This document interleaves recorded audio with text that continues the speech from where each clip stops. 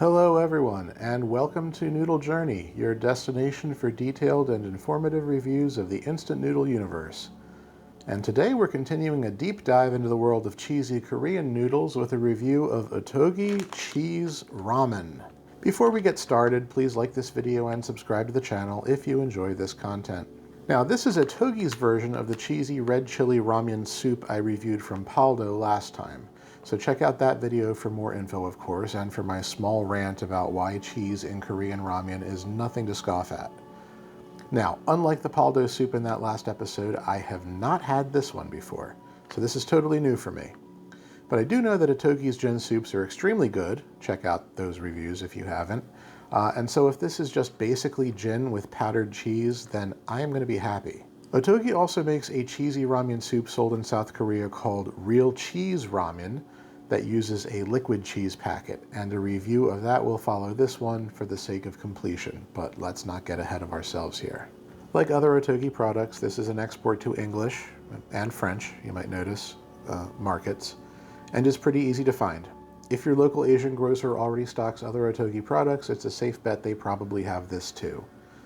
The price on this is in line with most other Ottogi products, around $5 to $10 for a 4-pack in stores or online. So let's talk vital statistics. This has 1,800 milligrams of sodium, or 78% of your daily allowance. And even though that seems high, that is still much lower than the Paldo cheese soup if you're watching your sodium intake. Inside, we've got Ottogi's square noodle block, along with a soup powder, cheese powder, and a vegetable flake packet. Now, I warned you that there could be beef powder in the Paldo cheese soup depending on what version you buy. In Ottogi's case, it says no meat, but that's a little misleading because there is actually shellfish in here. I can't find it in the ingredients, but there's a warning on the back of the package that says it contains wheat, soybean, mussel, clam, and milk. I guess some extract that I'm unfamiliar with in here is derived from shellfish, so you have been warned if you're vegetarian.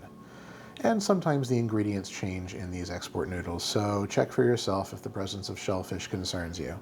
As for the cheese powder, the ingredients do not get specific as to what kind of cheese this is, just a generic orange mixture, and the dried vegetables are listed as carrot, cabbage, and spinach. So let's see how this cooks up.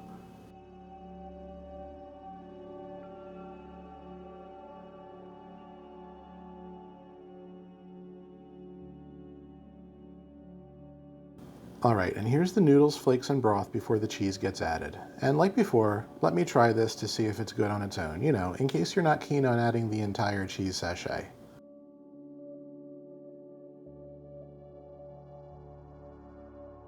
Not bad. Even though it's artificial, it's a little beefier than the Paldo soup was.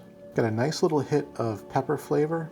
Yeah, it's good. This is a good soup base. I actually think it's a little better than the Paldo soup base was. We're not here for artificial beef soup, we're here for cheese, right? So let's get this stirred in.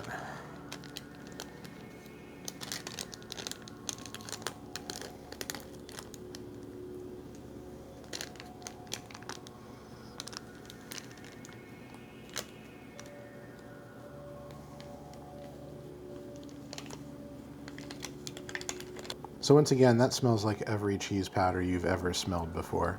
Very cheddary. And I see that this one has a lot of lumps, so we're gonna have to give this a really good stir. Bear with me.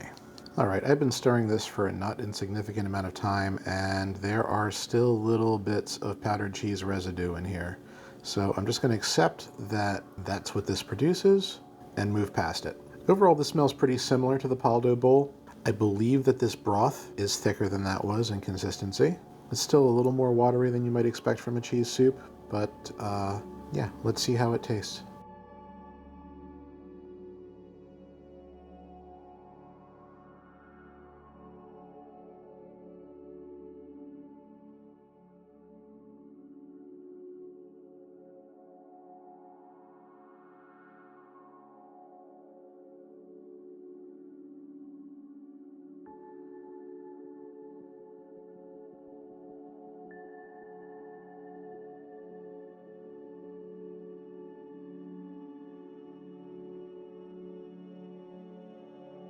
Alright, as always, starting with the noodles.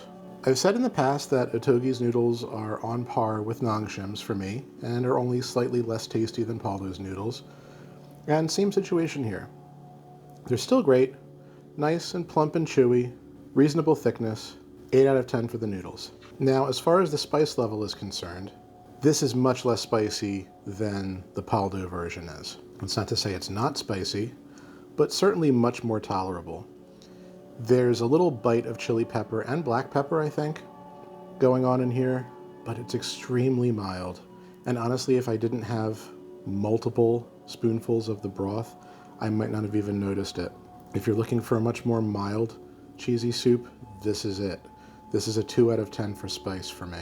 And so the overall flavor of this is, once again, really good. It's the same basic idea as the Paldo soup, which is to say that you've got a nice umami-forward artificial beef broth with some savory notes of soy sauce, onion, and garlic, flavor from the chili pepper and the black pepper.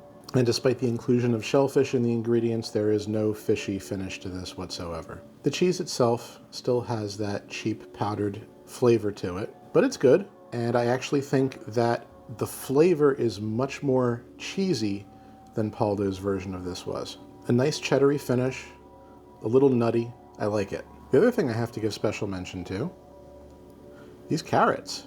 These are some thick carrots, and they're tasty. Much better than other flake packets I've reviewed before. There's really not a whole lot of downsides for me here, other than the broth is still just a little more watery than I might want it to be. And of course, powdered cheese just doesn't quite taste the same as if you put in your own melted American cheese into something like this. But we've got great noodles, great flake packet, and an extremely tasty broth otherwise. So I think this is worth an 8.5 out of 10 as an overall score.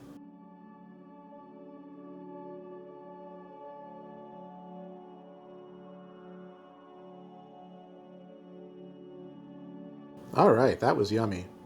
As with other soups of this type, you can add a slice of melty American cheese if you want it to be that much cheesier, along with stuff like scallions, egg, or Spam, and it would make a great meal. Actually, I'm probably going to put some kimchi in this after the camera turns off and see how that goes. If you have the choice between Paldo or Ottogi cheese ramen, I think the edge belongs to Ottogi. And if you have access to Ottogi's real cheese ramen, well, check out the next episode and we'll see how a liquid cheese packet compares to this.